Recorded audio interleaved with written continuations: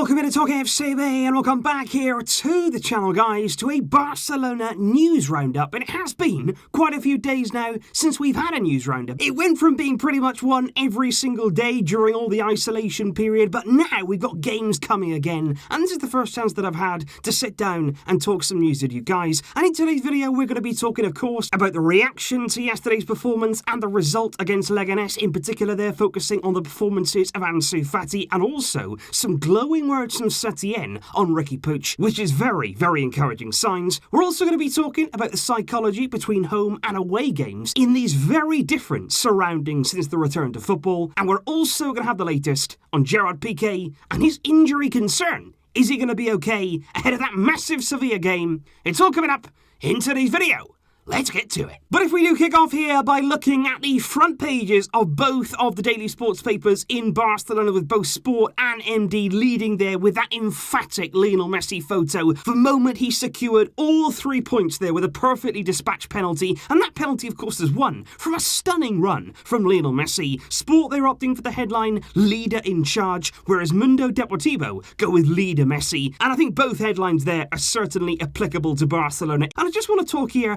about the different surroundings. Yesterday, of course, we saw a completely empty Camp Nou. We saw Barcelona struggling to get going. I think we were lethargic in our play. I think we were complacent at times. And I think we did lack that bit of motivation that would usually come from 90,000 fans inside the stadium, giving the players a bit of a boost. And I just want to talk there about what Setién said after the game with regard there to nobody inside the Camp Nou. He said, I went out for a walk around the pitch before the game, and he said it's completely different. It's like losing an important part of what football is. He said you lose the essence of the sound, the applause, the cheering, the rustle of the fans. You can't help but notice their absence. And he went on to say, maybe when you play at home, it can work against you, but also when you play away, teams don't have their fans. So with our next game against Seville, maybe it's better for us that it is behind closed doors. And I just wonder here, thinking a little bit more into this, are we about to see in the continuation the rest of this season, are we going to see here a U-turn from Barcelona with regard there to our home and away form? Because right now, you look at the game against Mallorca, we played very, very well, dominant, emphatic, really motivated in our play. And then you look at the game against Leganés last night, and I know we made some changes, but it was nowhere near the same level of quality. And I just wonder here, maybe we're about to see home games at the Camp Nou, which would have usually been easy matches. Maybe they'll start to become a little bit more difficult without fans,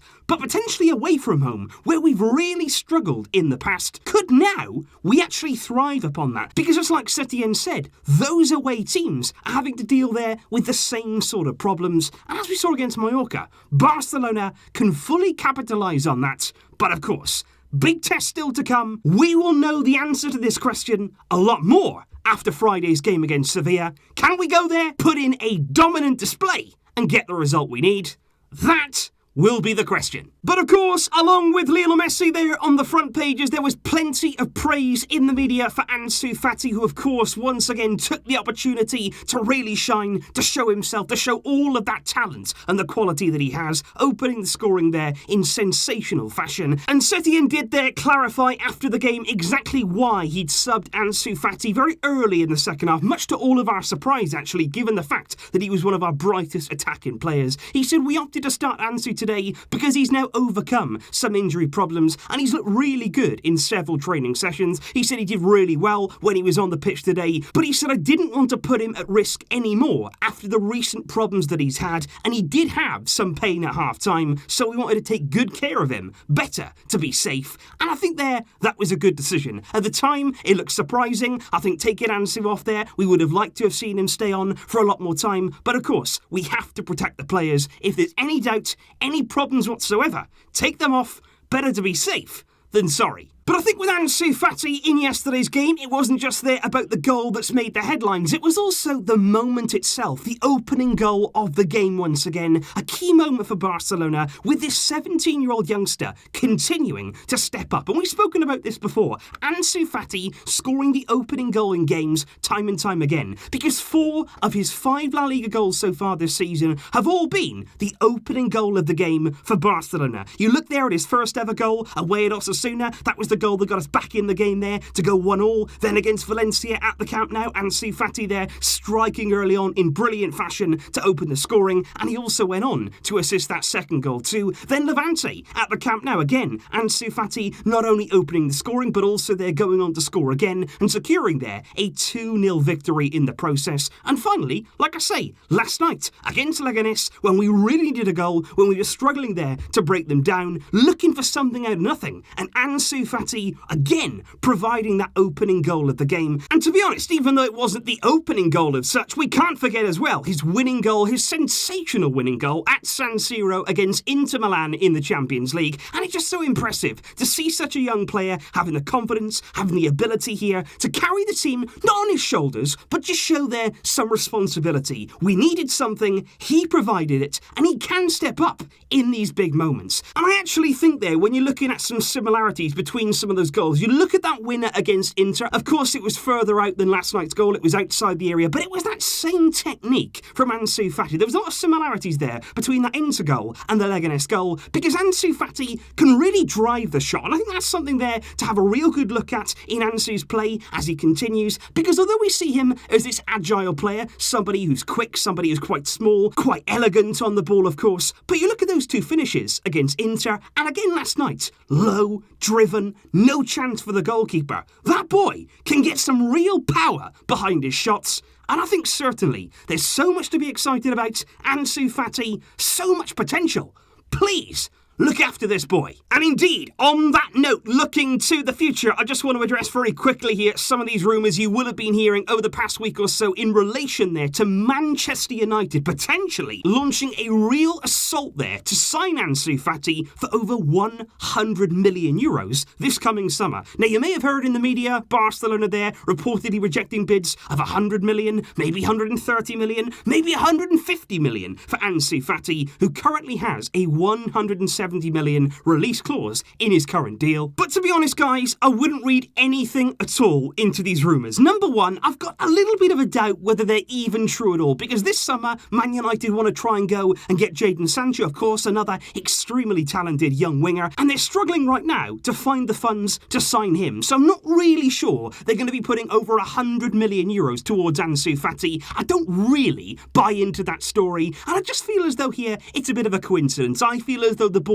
might like this kind of story. It'll make them look quite good if people think they've rejected such a big offer for such a young Barcelona talent. So I'm not really sure we should read anything at all into these rumours. And either way, this October, when Ansu Fati turns 18, he will then make the step up to be officially a Barcelona player as opposed there to a Barcelona B player. And then his release clause will go from 170 to 400 million euros. That's much more comforting, and believe me, this young man, he is going nowhere. However, it's not just Ansu Fati who's been grabbing his opportunity there in the first team this season and also there since football return, with Sport Today putting real emphasis on the fact that Ansu, Araujo and Riqui Puig have all really impressed since the restart, and they're really now pushing for more chances. Araujo, of course, a brilliant performance there on his first ever Barcelona start against Mallorca, and he's certainly going to be looking for more minutes, especially now with Umtiti suspended in the next game. You've got Ansu with that brilliant goal yesterday, and of course Riqui Puig came off the bench, played really well, was close to scoring himself, and sports say that right now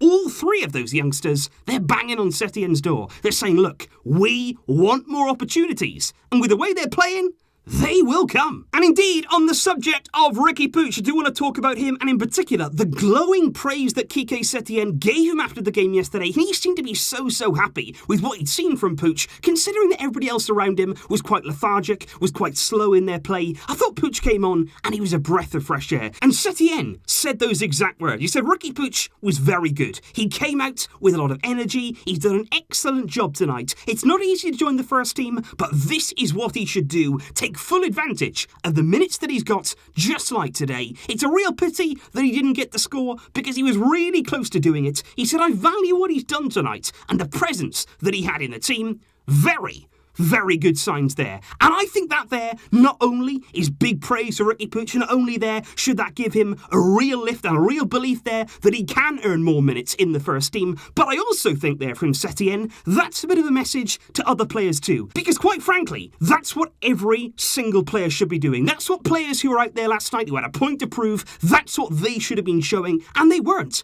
And look, players will take your chances. Riqui Puig now may have got himself ahead of some others in the pecking order, and I think right now, the competition for places, it's looking good. The youngsters are really helping with that, and I do believe Setién will give them chances. Just finally, guys, though, in today's video, I just want to address that injury concern for Gerard Piqué. We spoke about it yesterday. It was a bit of a challenge, very high there on the shin of Piqué, and he was left bleeding after that tackle. And we said there in the match review, hopefully it was just an impact injury, nothing there in terms of the ligaments or the muscles, and luckily that does appear to be the case. Quique Setién, after the game, said that Piqué there would probably require a few stitches there on his shin, but he did say it's nothing serious, and he's not expected to miss Sevilla. That's great news. We need him for that game. And of course, guys, there's going to be so much build-up coming up for you. Right after this news, I'm going to get straight on with it. But while I do, please let me know your thoughts in the comments down below. What do you make today of the news of Ansu, Riqui Puig, Pique there, hopefully being back from injury? And what do you make there of that home and away situation? Could Barca actually be better away from home than maybe we are back at the Camp Nou right now?